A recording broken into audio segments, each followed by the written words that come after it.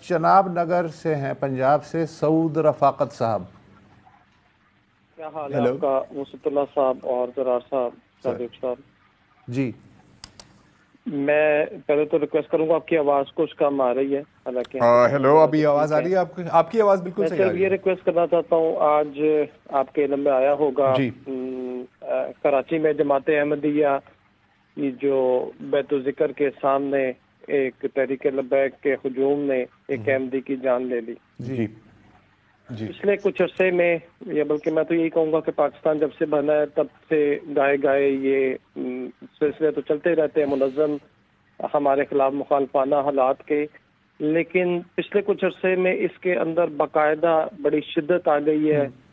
اور میں سمجھتا ہوں کہ ایسی صورتحال کے اندر فیڈرل گورنمنٹ کو ایکشن لینا چاہیے، اور ایسی جو نام نہاد تنظیم ہے جس کا مذہب سے شاید کوئی تعلق ہے یا نہیں، لیکن وہ مذہب کے نام پر، ایک ایسے مذہب کے نام پہ جو امن کو قائم کرنے کی تعلیم دیتا ہے، بدامنی پھیلاتا ہے. گھروں کے اندر پہلے بیت الذکر میں نماز نہ پڑھنے دینا، عبادت نہ کرنے دینا، پھر بیت الذکر سے اگر کوئی نکل کے اپنے گھر کے اندر عبادت کرنا چاہتا ہے ان کے اوپر چڑھائی کرنا، پھر اس میں عمر کی قید نہ رکھنا. چھوٹے چھوٹے بچے، معلوم ہوا ایک ضلع کے اندر 14 سال کے بچے کے اوپر جو ہے وہ پکڑ ہوئی ہے.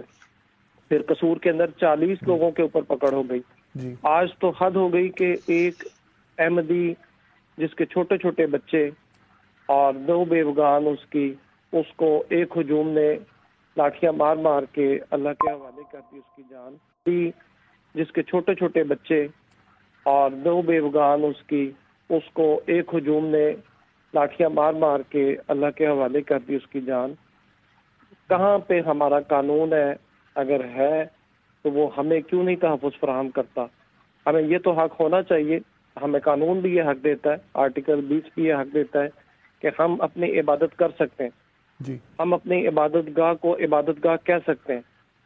اگر عبادت گاہ میں کوئی روک ہے تو ملکی قانون موجود ہے، سپریم کورٹ موجود ہے، ادارے موجود ہیں، لیکن ادارے تو یہاں پہ ایسے بے لگام ہجوم کے تحفظ کے لیے موجود ہیں، لیکن چند احمدیوں کے لیے یا ان کے انتہائی چھوٹی چھوٹی عبادت گاہوں کے لیے موجود نہیں ہیں.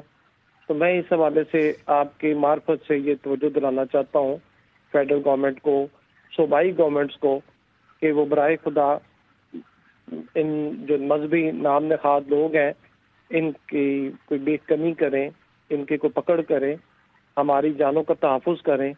ہمیں وہ تو حق فراہم کریں جو خدا دیتا ہے، جو قانون دیتا ہے، اور جس کے ہم پاکستانی شہری ہونے کی حیثیت سے حق بھی رکھتے ہیں کہ ہم اپنی عبادت کر سکتے ہیں، ہم آزادانہ طور پہ زندگی جی سکتے ہیں. میں امید کرتا ہوں کہ آپ بزرگان اس حوالے سے بھی بات کریں گے، اور آپ ہمیشہ بات کرتے ہیں، ہم بڑے شکر گزار ہیں آپ کے. لیکن افسوس کہ حکومت اس حوالے سے شاید اگر کہیں پہ کارروائی کر رہی ہے تو وہ نظر نہیں آ رہی ہے، لیکن اگر نظر آتی تو یقیناً ہماری جانیں نہ جاتی. ہمارے لوگوں کے خلاف اس قدر پے در پے ایک منظم تحریک چل رہی ہے تو اس کا کہیں پہ تو کوئی تو خاتمہ ہوتا. ٹھیک ہے، یہ طریقہ کار ہمیشہ ایک ہی ہوتا ہے، رائٹ. اور پہلے جو جیسے کہہ رہے ہیں اب یہ شدت اختیار کر رہی ہے نا، اور ایک بالکل منظم طریقے سے.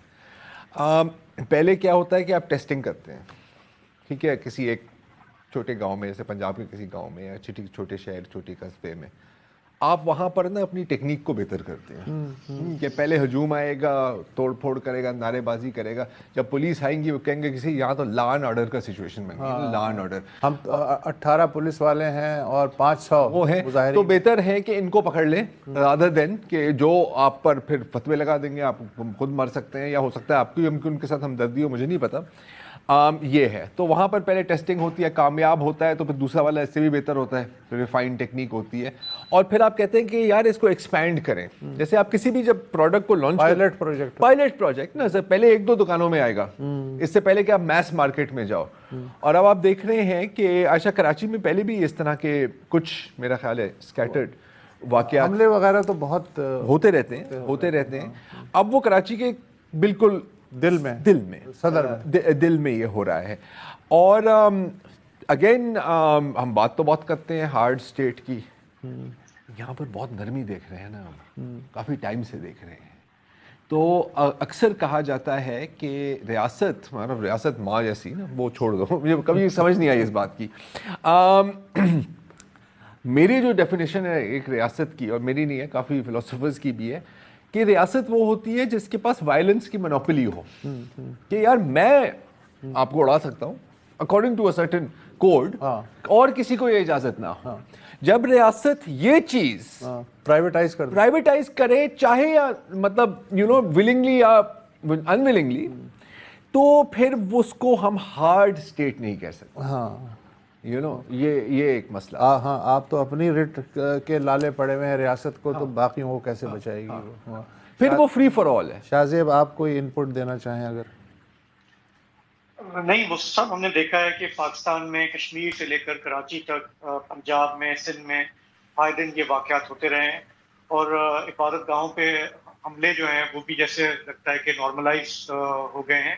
لیکن آج تو ایک بندے کی جان ہی چلی گئی, اور آپ وہ فوٹیج دیکھیں جو سوشل میڈیا پہ اس وقت چل رہی ہے, بہت سارے لوگ کھڑے ہوئے ہیں, وہی ہم جب بھی ہم یہ بلاسفیمی کیسز پہ بات کرتے ہیں, تماشا دیکھ رہے ہیں, فلم کر رہے ہیں.